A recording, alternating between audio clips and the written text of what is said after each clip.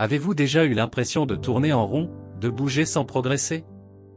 Vous pouvez avoir l'impression d'être coincé et de prier désespérément pour un retournement de situation. Vous ne l'avez peut-être jamais réalisé auparavant, mais la clé secrète pour accéder à toutes les choses qui conduiront à votre retournement divin est Jésus. Si vous êtes prêt à l'accepter comme un élément essentiel de votre vie, vous serez choqué de la rapidité avec laquelle votre vie changera. Dans cette vidéo, vous apprendrez ce que vous devez faire pour changer votre vie et comment vous pouvez maintenir cette nouvelle vie. Ne laissez pas cette vidéo à moitié, car vous ne voudriez pas manquer les prières transformatrices de vie à la fin. Avant de continuer, si c'est la première fois que vous visitez cette chaîne, n'hésitez pas à vous abonner et à activer la cloche de notification si vous désirez que votre vie ait un sens et un but véritable. Sachez-le dès aujourd'hui, Jean 10h10 dit, « Le voleur ne vient que pour voler, égorger et détruire, mais moi, je suis venu pour que les hommes aient la vie et qu'ils l'aient en abondance. » Dès que vous sortez de la vie que Dieu a conçue pour vous, le diable peut librement accéder à vous sans stress. Ainsi, lorsque vous êtes prêt à embrasser la vie abondante en Jésus-Christ, vous devrez revêtir la vie du Christ, car c'est seulement par lui que vous pouvez profiter de la transformation divine dans votre vie. Vous souvenez-vous de la femme de Samarie que Jésus a rencontrée au puits? La rencontre qu'elle a eue avec lui a complètement transformé sa vie. Ensuite, regardez l'apôtre Paul, qui était autrefois connu sous le nom de Saul. On pourrait se demander pourquoi Dieu lui a permis de persécuter les chrétiens pendant des années avant de finalement transformer sa vie. Si vous étudiez attentivement sa vie en tant que Saul, vous verrez un jeune homme passionné par ce qu'il faisait. Bien sûr, ce n'était pas la bonne chose à faire, mais il était dévoué parce que c'était son devoir à l'époque. Lorsque sa vie a finalement pris un tournant, elle représentait toujours un homme poussé par son amour pour Dieu, de sorte qu'il n'était pas prêt à abandonner malgré toutes les persécutions auxquelles il était confronté quotidiennement.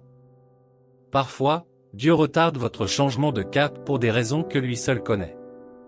Il se peut que Dieu essaie de voir à quel point vous êtes préparé pour la vie qui accompagne la transformation. Votre expérience n'a peut-être rien à voir avec l'expérience de l'apôtre Paul, mais Dieu a besoin de vous voir prêt avant de la faire se produire. Que pouvez-vous faire pour voir votre vie changer pour de bon? Tout d'abord, vous devez régulièrement communier avec Dieu et construire votre relation avec lui. Ce genre de communion est vital pour la croissance de chaque croyant. C'est pourquoi elle a été instituée dès la création du monde. Rappelez-vous que la Bible dit que Dieu est toujours venu dans sa gloire pour communier avec Adam et Ève dans la fraîcheur du jour. Cela a continué jusqu'à ce qu'Adam et Ève décident de désobéir à Dieu et soient jetés hors du jardin. Cela ne veut pas dire que la communion s'est arrêtée là. Les disciples et les disciples de Jésus ont eu l'occasion de communier avec lui physiquement et d'apprendre sous ses pieds quotidiennement avant qu'il ne soit crucifié, ressuscité et monté au ciel. Un autre homme qui était toujours enthousiaste à l'idée de communier avec Dieu était son père Abraham. Il n'est pas étonnant que sa relation avec Dieu ait atteint un tel niveau qu'il était prêt et disposé à accomplir toute mission que Dieu lui confiait. Avec ce genre de vie, quelle raison Dieu avait-il de ne pas le bénir? Les gens l'envient, mais ils ne sont pas prêts à suivre ses traces. Outre Abraham, plusieurs personnages bibliques étaient toujours enthousiastes à propos de leur relation et de leur communion avec Dieu. Les gens sont souvent plus préoccupés par leur apparence, leur santé, leur carrière et leurs finances. Vous verrez rarement des gens chercher avec diligence des moyens de faire une différence dans leur vie spirituelle en tant que chrétien et de développer une relation plus profonde avec Dieu. C'est très décourageant parce que votre vie est orientée vers l'éternité avec Dieu, donc vous devez vous concentrer sur des choses qui ont une valeur éternelle, dont votre spiritualité est la première. Et rappelez-vous toujours que lorsque votre vie spirituelle commence à s'épanouir, votre vie physique suivra. Vous ne pourrez peut-être pas voir Dieu face à face ou l'entendre vous parler de manière audible. Cela signifie-t-il qu'il n'y a aucun espoir que vous ressentiez ce que l'on ressent en communion avec lui? Bien sûr que non. À quoi sert la Bible que vous avez chez vous? Et la prière? Ne priez-vous Dieu que lorsque vous avez une longue liste de demandes à lui présenter? Si votre réponse est oui, c'est une erreur que vous devez corriger. Écoutez, si votre communion avec Dieu se termine par des services religieux, alors vous faites fausse route. Vous devez consacrer plus de temps à la prière personnelle et à l'étude de la parole de Dieu. C'est ce qu'on appelle le temps de recueillement. La Bible a été mise en place par l'inspiration du Saint-Esprit et transmise d'une génération à l'autre comme un moyen pour chacun de connaître Dieu par lui-même. Ça ne vous exclut pas. Si vous étudiez constamment la parole de Dieu, votre connaissance de lui s'élargira et votre relation avec lui sera meilleure. C'est comme étudier vos livres avant de passer à un examen. Lorsque vous étudiez en profondeur vos livres avant de vous présenter à un examen, vous réussirez mieux cet examen que si vous ne vous y préparez pas. L'apôtre Paul a toujours désiré en savoir plus sur Dieu. Vous pouvez voir que parmi tous les disciples et apôtres de Jésus, l'apôtre Paul a toujours fait des efforts supplémentaires pour approfondir sa relation avec Dieu. Parlant dans Philippiens 3h10, il dit « Je veux connaître Christ, oui, connaître la puissance de sa résurrection et la participation à ses souffrances, en devenant semblable à lui dans sa mort. » Cela montre une faim et un désir profond de mieux connaître Dieu et de faire l'expérience de lui d'une manière réelle et intime. En marchant avec Dieu, votre vie sera transformée de manière positive et vous ferez l'expérience des bénédictions qui accompagnent la communion avec Dieu. Deuxièmement, vous devez être prêt à abandonner certaines choses dans votre vie et à vous abandonner complètement à Dieu. C'est l'une des choses que la plupart des chrétiens trouvent très difficile à faire, abandonner. Vous devez le savoir aujourd'hui, tant que vous n'aurez pas abandonné ces choses qui vous limitent, vous ne pourrez pas profiter des progrès que Dieu a préparés pour vous. Mais que faire si vous n'êtes pas conscient que de telles choses doivent quitter votre vie? C'est une question très intéressante. Souvenez-vous que Dieu vous a donné l'esprit de discernement. Vous devriez être capable de faire la distinction entre les choses qui ajoutent de la valeur à votre vie et celles qui n'en ajoutent pas. Ces choses peuvent être de mauvaises habitudes, des personnes, des relations, des biens matériels ou même votre travail. Voyez-vous à quel point cela peut être difficile? Ces choses peuvent vous être si chères, mais Dieu voit qu'elles feront plus de mal que de bien. Si vos désirs ont obscurci votre sens du jugement, que faites-vous? C'est là qu'intervient la prière. Souvenez-vous que c'est ainsi que vous pouvez parler à Dieu et lui demander de vous aider à identifier les choses qui, selon lui, entravent votre percée. Ou bien, vous pouvez même lui demander de les retirer lui-même ou de vous en séparer. La deuxième solution est difficile, sans aucun doute, mais elle est préférable. Et lorsque vous choisissez cette option, soyez prêt à permettre à Dieu de vous purger sans résister. Vous savez, parfois, lorsque Dieu essaie de vous retirer certaines choses, cela devient une lutte acharnée, vos mains s'y accrochant fermement. Dieu n'est pas votre garçon de course, vous ne pouvez pas prier pour qu'il progresse et, en même temps, entraver cette progression. 2 Corinthiens 5h17 dit, « Si quelqu'un est en Christ, il est une nouvelle créature. Les choses anciennes sont passées, toutes choses sont devenues nouvelles. » Dieu vous offre librement une nouvelle vie, mais il vous appartient de la prendre en main. Si vous êtes invité à une fête, y assisterez-vous en étant mal habillé, sachant très bien que vous devez être habillé de manière corporative pour avoir accès à l'entrée? Or, l'une des conditions pour vivre un changement divin dans votre vie est de laisser tomber toutes les choses inutiles et de vous abandonner complètement à Dieu. Ce n'est qu'alors qu'il aura l'accès pour changer votre vie de manière positive. Ensuite, vous devez être prêt à construire la foi et à vivre la parole de Dieu. La foi est un ingrédient très important qui constitue le fondement du voyage chrétien. C'est comme le carburant qui alimente votre moteur spirituel. Lorsque vous avez une foi inébranlable en Dieu, cela accélère votre percée car cela indique que vous croyez que Dieu peut arranger les choses pour vous. Ensuite, vivre la parole de Dieu signifie simplement vivre dans une obéissance totale à sa parole. Pouvez-vous imaginer à quoi ressemblera votre vie si vous êtes déterminé à vivre selon les préceptes de votre Créateur, de vos pensées à vos paroles, en passant par vos actions et vos interactions avec les gens? Ce sera incroyable. Vous savez, il y a certaines choses que vous ferez qui feront que Dieu se lèvera de son trône pour intervenir rapidement dans votre situation. C'est l'une d'entre elles. Tout comme vous vous sentez si heureux lorsque votre enfant essaie de vous rendre heureux à tout prix, Dieu est également heureux lorsque vous avez l'intention de vivre une vie juste. Et dès que vous faites cela, vous ferez l'expérience d'une faveur peu commune et de percées divines de tous côtés. Combien de temps allez-vous continuer à tergiverser? Plus tôt vous revêtirez le vêtement de justice, mieux ce sera. Bien-aimés, Dieu est tout-puissant et omniscient. Il sait à quel point vous désirez qu'il change les choses dans votre vie, mais vous avez ce qu'il faut pour rendre cela possible. Tant que vous ne jouerez pas votre rôle, vous ne verrez ni ne vivrez la manifestation de votre percée. Laissez Dieu vous conduire dans une vie remplie de joie et de but.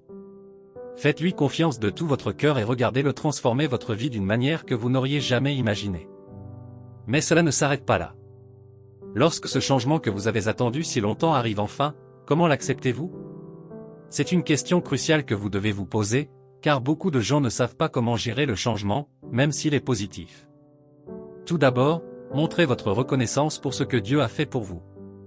Que ressentez-vous lorsque vous achetez un cadeau pour votre enfant et qu'il le récupère sans dire merci, simplement parce qu'il considère que c'est son droit?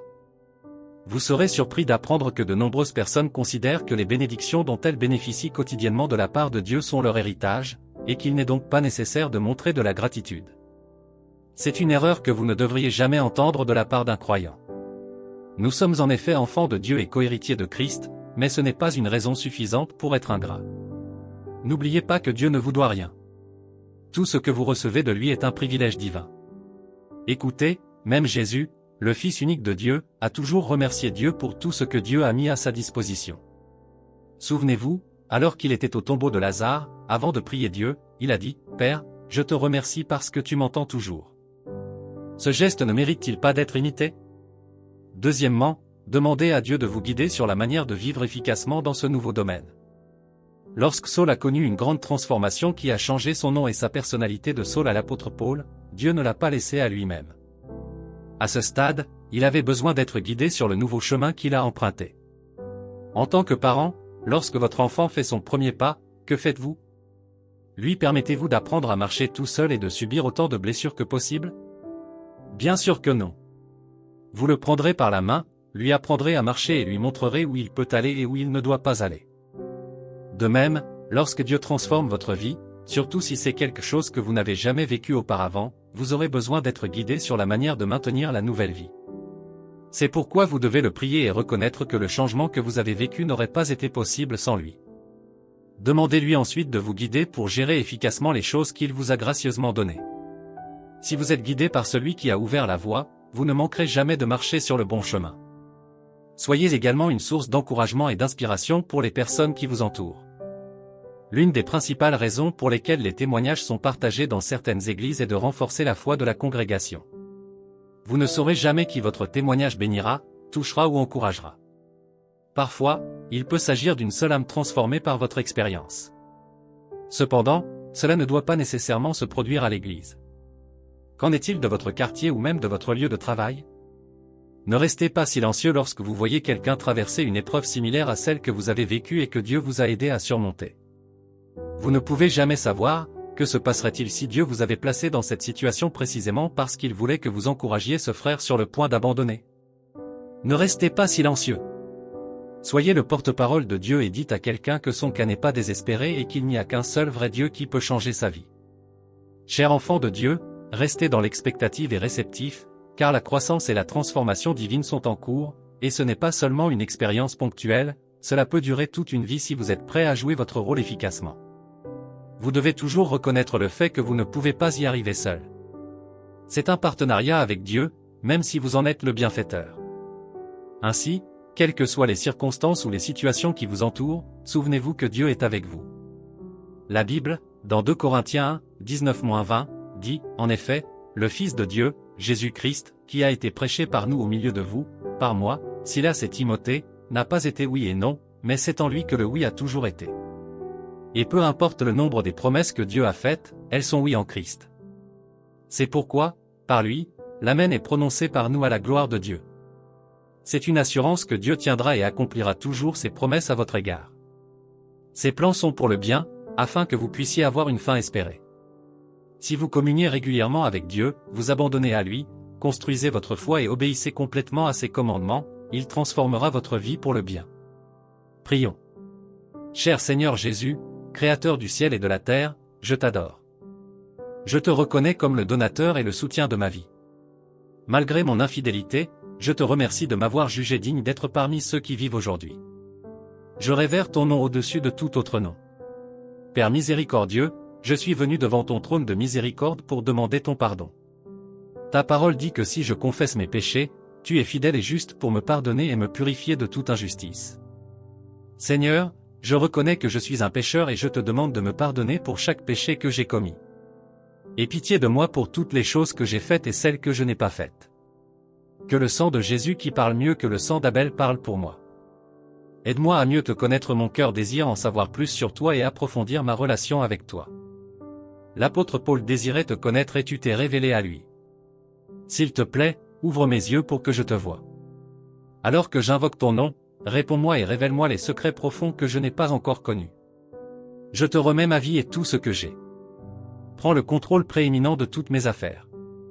Quelle que soit l'habitude qui ne te glorifie pas mais qui se manifeste encore dans ma vie, s'il te plaît, enlève-la. Sépare-moi de toutes les relations toxiques auxquelles je m'accroche. Que ma vie soit un reflet de toi, car je sais que c'est l'une des choses dont j'ai besoin pour vivre un changement divin dans ma vie cette saison. Alors que je prie pour un changement massif dans ma santé, ma carrière, mes finances et mes relations, aide-moi s'il te plaît à faire tout ce que je dois faire pour que cela soit possible. Père toujours juste, je prie pour moi-même, ma famille et mes amis, et je te demande de transformer chaque situation désagréable de nos vies en bien. Chaque porte que le diable m'a fermée, s'il te plaît, par ta miséricorde, qu'elle soit ouverte. Par-dessus tout, lorsque ce changement arrivera enfin, aide-moi s'il te plaît à l'accepter de la bonne manière. Donne-moi l'audace de parler aux autres de ton œuvre merveilleuse. Merci, Père Céleste, car je sais que tu m'as entendu et répondu. Au nom de Jésus, Amen. Félicitations et bienvenue dans une phase glorieuse de votre vie. Si cette vidéo vous a béni, n'oubliez pas d'appuyer sur le bouton j'aime, de laisser un commentaire et de vous abonner à cette chaîne. Et en voici une autre qui alimentera votre foi en Dieu.